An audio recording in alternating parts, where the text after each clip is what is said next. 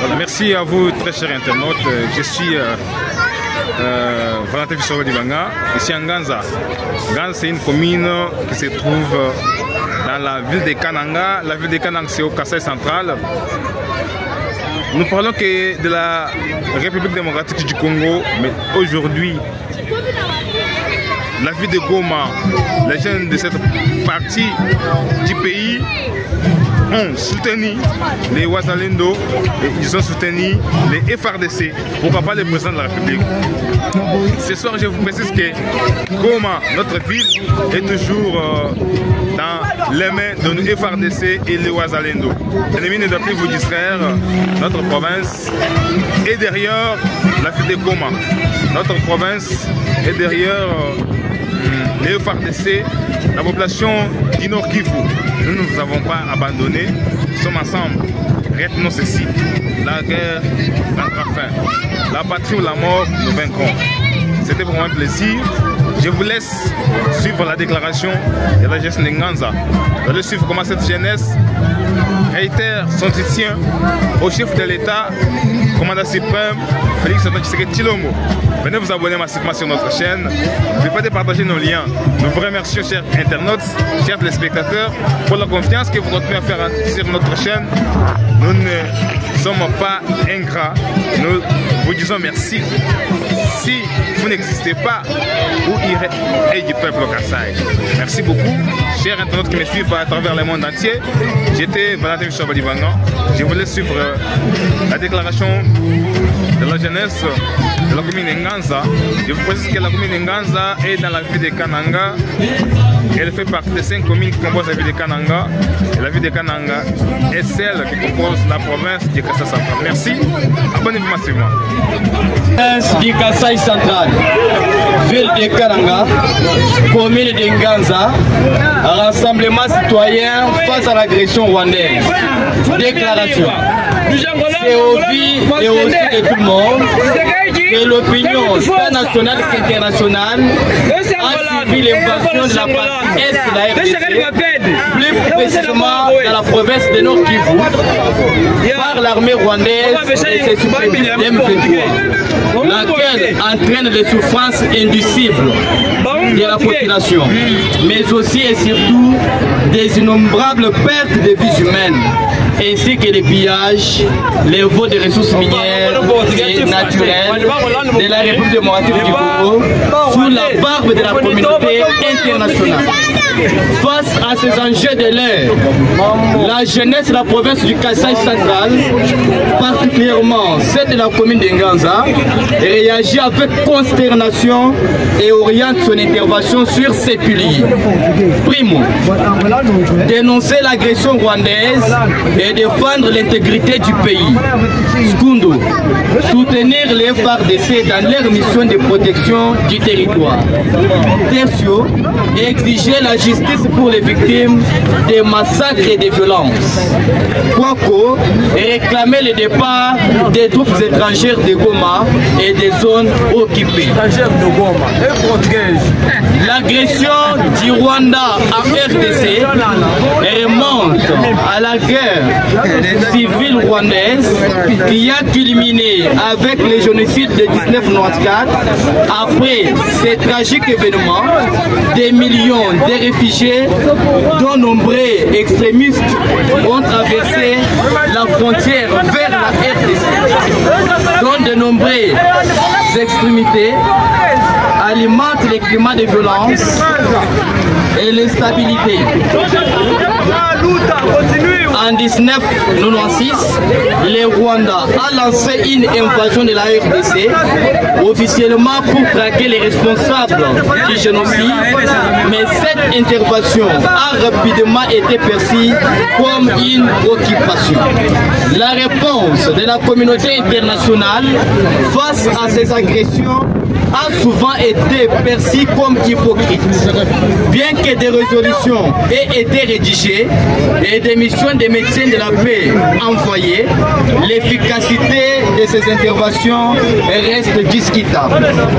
Les puissances occidentales, tout en condamnant les violations des droits de l'homme, n'ont souvent pas agi de manière décisive contre les acteurs rwandais impliqués dans des conflits, par crainte de froisser un voisin stratégique ou d'interférer dans la dynamique régionale. De plus, l'aide humanitaire et les efforts de développement ont parfois été détournés ou utilisés pour légitimer la présence militaire rwandaise. La communauté internationale a également été critiquée pour son silence face aux atrocités commises, ce qui témoigne d'un double standard dans la protection des droits de l'homme. Tout en mettant de côté l'idée de la négociation avec l'M23, la jeunesse de la commune de Nganza apporte aussi son soutien au FARDC et fervents combattants patriotes Wazalendo dans leur mission infaillible de combattre jusqu'au sacrifice suprême les ennemis, afin de persévérer l'intégrité du territoire national. Tous devons nous mettre ensemble pour faire échec à la tentative de la balkanisation et maltraitance de notre pays. Chers jeunes Congolais, aujourd'hui, notre parti fait face à des défis sans précédent qui menacent l'intégrité de notre territoire, de notre souveraineté. En tant que jeunes, vous êtes l'avenir de notre nation. Et il est temps de vous lever et de prendre part à la reconstruction d'un avenir meilleur pour les Congos. En ces moments de guerre sans merci dont vous êtes victimes, il est essentiel de garder la tête haute, de rester focus et de ne pas laisser la violence et la haine définir vos actions. Ne laissez pas l'ennemi semer le déséquilibre et la division. Tenez mordicus sur slogan « Ma patrie ou la mort ». Ensemble, vous avez la force de résister à l'injustice, de défendre vos valeurs, de vaincre l'ennemi M23 et instaurer la paix dans notre pays. Pour y arriver, vous devez intégrer l'armée congolaise. Selon que l'intégration à l'armée n'est pas seulement un acte de service, c'est un acte d'engagement envers notre nation. En rejoignant nos rangs, vous aurez l'opportunité de défendre notre terre, de protéger nos communautés et de contribuer activement à la paix et la stabilité de notre pays. Nous avons besoin de votre énergie, de vos idées et de votre détermination pour battre un Congo fort et uni.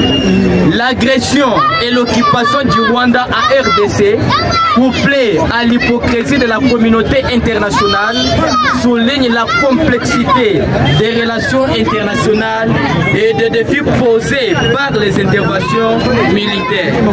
Pour avancer vers une paix durable, il est crucial que la communauté internationale n'adopte pas seulement une position de condamnation, mais également qu'elle prenne des mesures concrètes pour soutenir la souveraineté de la RDC et protéger les droits des citoyens.